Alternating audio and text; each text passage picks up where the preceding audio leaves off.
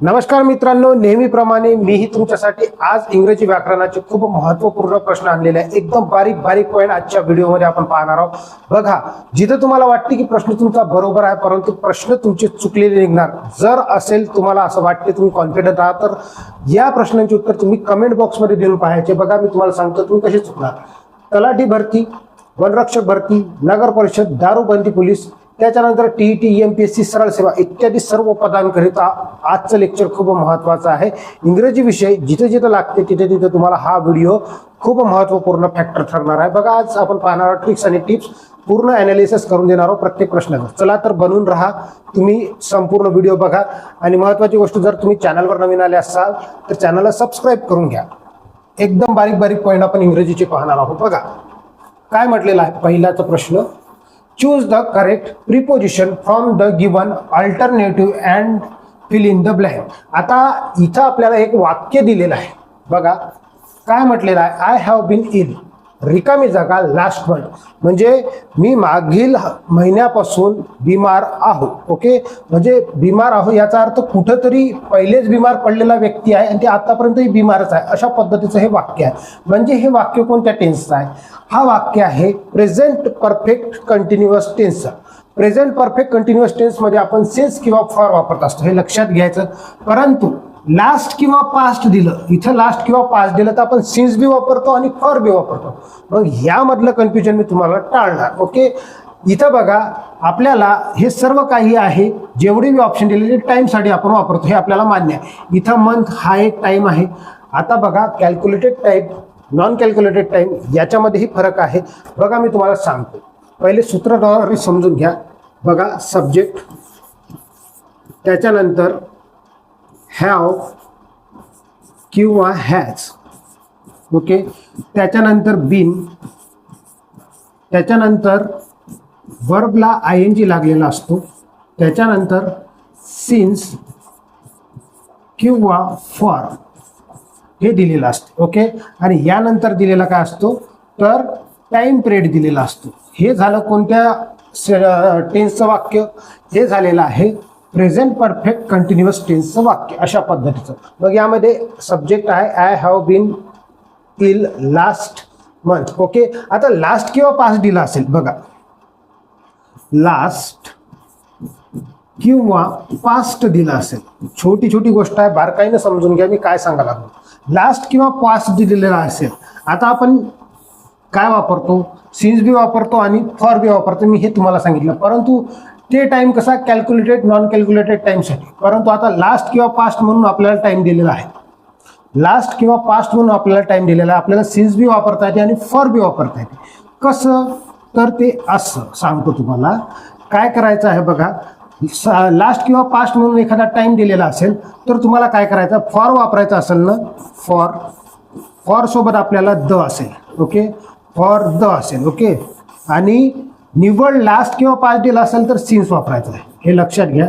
निव्वळ लास्ट किंवा पास्ट दिला तर सिन्स वापरायचं. एक गोष्ट लक्षात घ्या, इथं तुम्हाला द वापरलं का? इथं कुठंतरी द नाही वापरला तर याचा अर्थ आपल्याला सिन्स वापरावं लागते. ओके, सिन्स आपल्याला वापरावं लागते. ऑप्शन क्रमांक सी हे आपल्या प्रश्नाचं उत्तर आहे.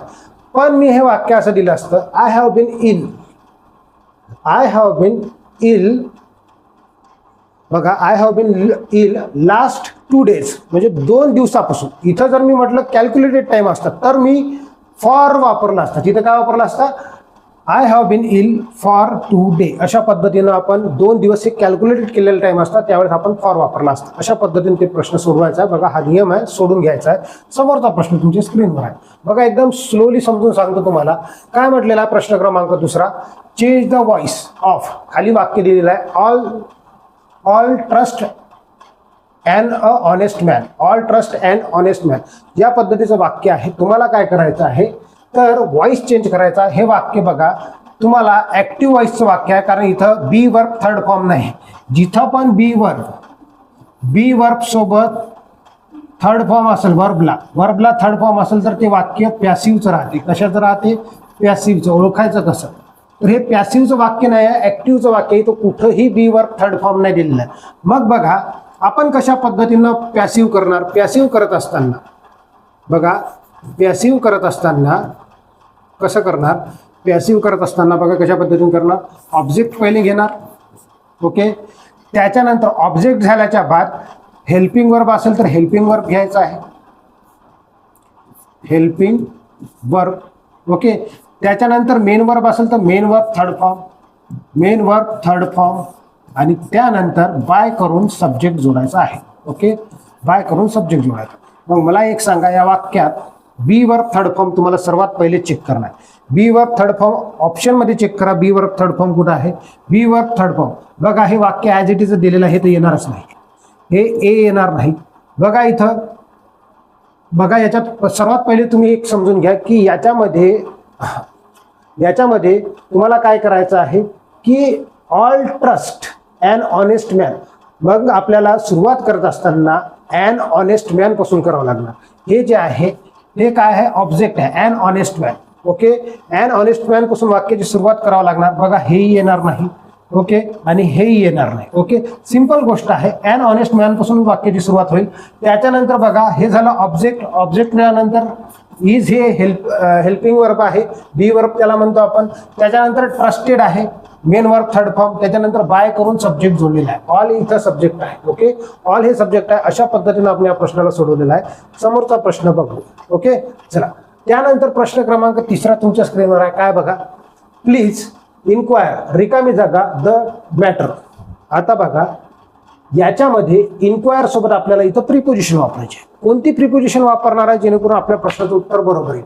बघा इन्क्वायर सोबत नेहमी आपण काय वापरणार तर इनटू वापरणार. इनटू हे लक्षात ठेवायचं आहे. फिक्स प्रिपोजिशन असतात. कसे असतात, फिक्स प्रिपोजिशन, फ्रेज राहतात त्याच्या. मग आपण काय वापरणार एखाद्या मॅटरमध्ये. आता हे मॅटर जे आहे, मॅटर म्हणजे काय, एक मेंटली अवस्था असते. मेंटली अवस्था असेल त्यावेळेला आपण इनटू वापरणार. समजलं का. मग अशा पद्धतीनं काय करणार आपण, ऑप्शन क्रमांक डी ही इथं वापरणार आहोत. समजलं. त्याच्यानंतर समोर जाऊया. समोरचा प्रश्न बघा काय म्हटलेला आहे. प्रश्न क्रमांक 4 काय म्हटलेला आहे बघा, choose the correct synonyms of Triumph. आता ट्रायम्फचं आपल्याला करेक्ट सिनोनिम्स ओळखायचं आहे. कशा पद्धतीने ओळखणार बघा, इथं ऑप्शन क्रमांक ए रुइन्स, ऑप्शन क्रमांक बी फेल्युअर, ऑप्शन क्रमांक सी दिलेला सक्सेस, ऑप्शन क्रमांक डी नन ऑफ दिस. आता ह्या ट्रायम्फचा अर्थ काय होते, ट्रायम्फचा अर्थ होते बघा जिंकणे किंवा मग सक्सेस त्याला आपण म्हणत असतो. जिंकणे होते, जिंकणे, ओके. ट्रायम्फचा अर्थ काय होते, यश प्राप्त करणे, जिंकणे, ओके. आता एक गोष्ट लक्षात घ्या, तुम्हालाही जर तुमच्या लाईफमध्ये जिंकायचं असेल तर आत्तापासून कन्सिस्टन्सी ठेवा, जेणेकरून पर डेला जर तुम्ही अभ्यास व्यवस्थित केला तर तुम्हाला शेवटी यश मिळणार म्हणजे सक्सेस मिळणार. मग बघा याचा अर्थ आपल्याला काय म्हटलं, सिनोनिम्स म्हणजे काय होईल, सक्सेस होईल. आता फेल्युअर म्हणजे काय तर तुम्हाला माहित आहे अयशस्वी होणे, ओके. रुइन्स म्हणजे काय, नष्ट होणे, ओके, समाप्त होणे. मग एखादा व्यक्ती काय राहील, समाप्त होऊन जाईल, ओके. समजलं, समाप्त होईल किंवा मग त्याची कंडिशन की समाप्त होऊन जाईल. अशा पद्धतीने आपण रुइन्स त्याला आपण म्हणत असतो. चला समोर जाऊ. समोरचा प्रश्न बघा काय म्हटलेला आहे, 5व्या क्रमांकाचा प्रश्न. Choose the correct antonyms of gloomy. Antonyms ओळखायचा आपल्याला, म्हणजेच याचा अर्थ काय, याचा अर्थ आपल्याला ओळखायचा. अँटोनिम्स, ग्लूमीचा अँटोनिम्स काय होते. आता ग्लूमीचा अर्थ होते बघा, अँटोनिम्स ओळखत असताना याचा अर्थ जे आहे, ग्लूमी म्हणजे होते बघा, त्याला आपण म्हणतो की नाराज व्यक्ती, ओके. त्याला काय म्हणणार आपण, ग्लूमी म्हणजे नाराज. मग बघा इथं मला एक सांगा, एक व्यक्ती नाराज असेल तर दुसरा कसा असेल, आनंदी असेल. मग अँटोनिम्स मध्ये आनंदी घेणार. आनंदी कुठं आहे बघा, इडल म्हणजे होते मूर्ख, काम म्हणजे होते शांत, वाईज म्हणजे होते हुशार, मग चीअरफुल म्हणजे होते आनंदी. अशा पद्धतीने या प्रश्नाचं उत्तर आपण सहज सोडवू शकतो. चीअरफुल म्हणजे काय, आनंदी.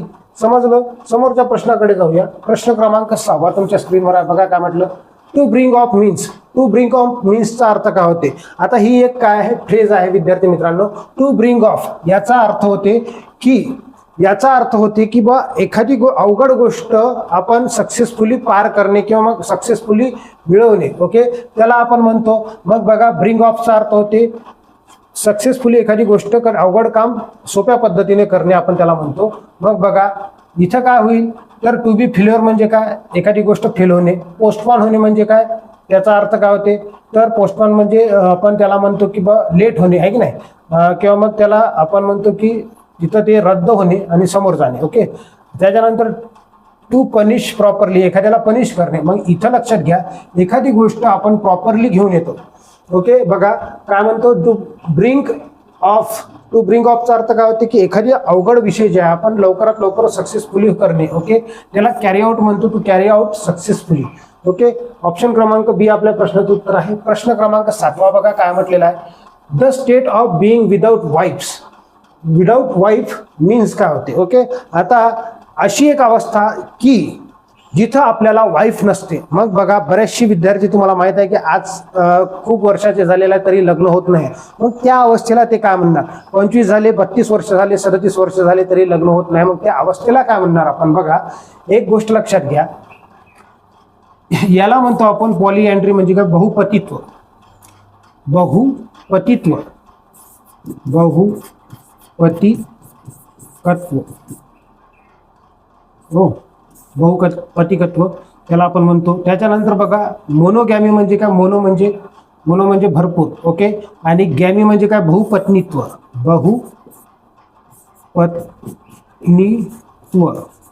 ओके, त्याच्यानंतर सेलिबसी म्हणजे काय होते, तर याला आपण म्हणत असतो की ब्रह्मचर्य.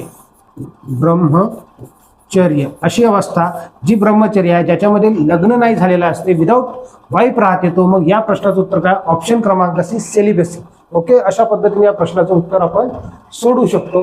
प्रश्न क्रमांक 8 बघा काय म्हटलेला आहे, choose the correct spelling from the group words given below. आता बघा इथं आपल्याला एक स्पेलिंग दिलेलं आहे, त्याला आपण काय म्हणतो बघा,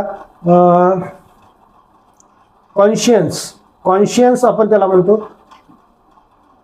कॉन्शियन्स. ओके, कॉन्शियन्स आपण त्याला म्हणतो. बघा इथं जर आपण ऑप्शन मध्ये चेक करतो म्हटलं तर कॉन्शियन्स हे येणार नाही. SCIE, साय म्हणजे काय, एखादी गोष्ट जाणून घेणे. एखादी गोष्ट काय जाणून घेणे, त्याला संपूर्ण गोष्टीची माहिती असणे, आपण त्याला काय म्हणतो, सायन्स. सायन्स आहे की नाही, सायन्स म्हणत असतो. मग सायन्सचं स्पेलिंग असं राहते, SCI.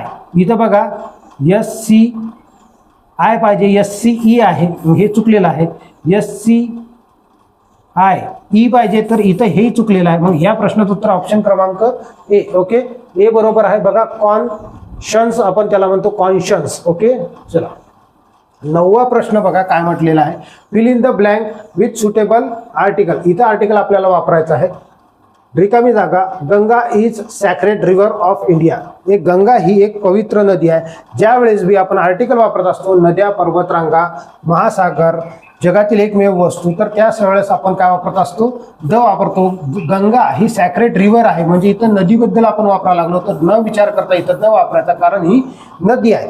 भारतातील, जगातील कोणत्याही नदीसमोर आपण काय वापरत असतो, आर्टिकल द वापरत असतो. मग या प्रश्नाचं उत्तर ऑप्शन क्रमांक बी. समोरचा प्रश्न बघा, प्रश्न काय म्हटलेला आहे, तर choose the correct sentence. Choose the correct sentence बघा. आता इथं आपल्याला I am in hurry, I am hurry, I am in a hurry, I am in the hurry. आता अशा पद्धतीची एक फ्रेज दिली आहे. ज्या वेळेस बी आपल्याला फ्रेज दिलेली आहे, जसं की have an idea, have an idea. Okay, किंवा मग टेक अ रेस्ट. जनरली आपण बघा रेस्ट हे जे नाव आहे, विश्रांती, विश्रांतीचा अर्थ बघा भाववाचक नाम होते. भाववाचक नामासोबत कधीच आर्टिकल वापरत नाही, परंतु काही फ्रेजेस असे असतात की ज्याच्यासोबत आपल्याला ए किंवा ॲन हे उपपद वापरावं लागते. मग इथं ए किंवा ॲन हे उपपद नाही आहे, ए किंवा ॲन हे उपपद नाही. इथं आहे ए, द वापरत नाही, कारण ए किंवा ॲनच वापरावं लागते. ऑप्शन क्रमांक सी हे आपल्या प्रश्नाचं उत्तर आहे.